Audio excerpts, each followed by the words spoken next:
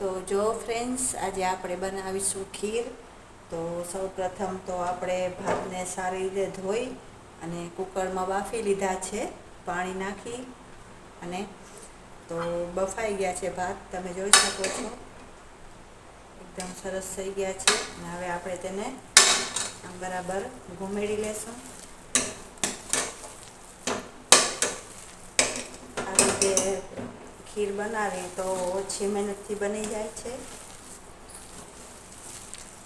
ગેસની પણ બચત થાય છે. તો જો આપણે બરાબર મિક્સ કરી લીધા છે અહીંયા. અને હવે આપણે નાખીશું ખાંડ.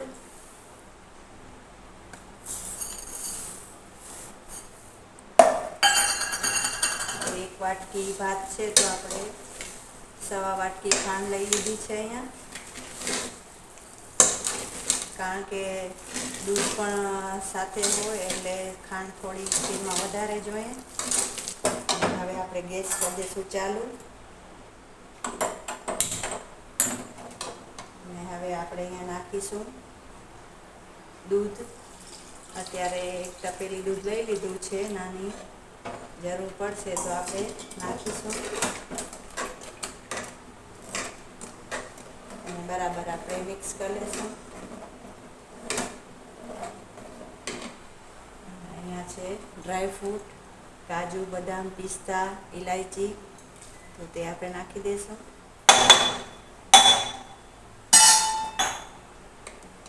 જોઈ શકો છો. તેને પણ આપણે બરાબર મિક્સ કરી લઈશું. આવી રીતે ખીર બનાવવાથી ખીર જલ્દીથી બની જાય છે અને ખીર ઘાટી અને એકરસ બને છે. તો ફ્રેન્ડ્સ, આપણે 1 તપેલી દૂધ નાખ્યું છે. હજી જરૂર પડશે તો આપણે થોડું આપણે નાખીશું.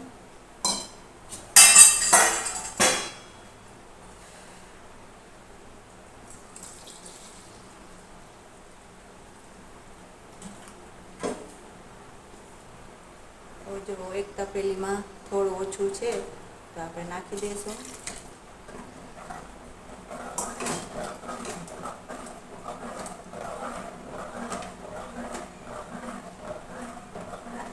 તો જો ફ્રેન્ડ્સ, કેવી એકદમ સરસ ખીર બની ગઈ છે આપણી.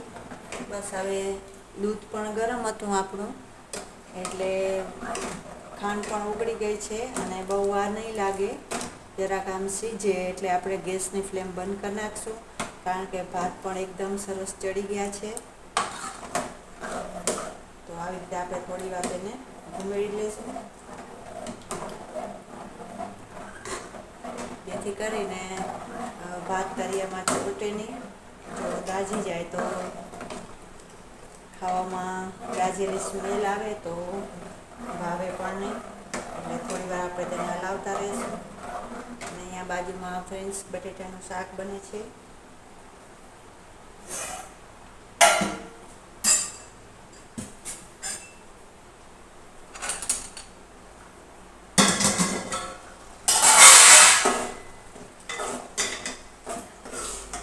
શાક પણ થોડી વારમાં બની જશે.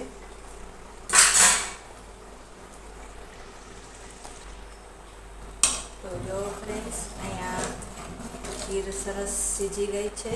હવે આપણે ગેસની ફ્લેમ કરશું બંધ. જોઈ શકો છો કે ખીર મસ્ત સીજી ગઈ છે. અને અહીંયા આપણું બટેટાનું શાક પણ રેડી છે. અને હવે આપણે બનાવીશું રોટલી. તો સૌથી પહેલાં તો આપણે લોટ બાંધીને રોટલી બનાવી લઈશું. તો જો ફ્રેન્ડ્સ, તૈયાર છે અહીંયા આપણી ખીર.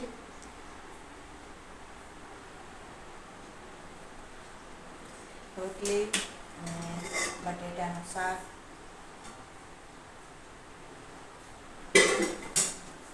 તો ફ્રેન્ડ્સ, કેવો લાગ્યો મારો વિડીયો? પસંદ આવ્યો હોય તો ચેનલમાં નવા હો તો લાઈક, શેર, સબસ્ક્રાઈબ કરવાનું ભૂલતા નહીં. જય શ્રી કૃષ્ણ બધાને.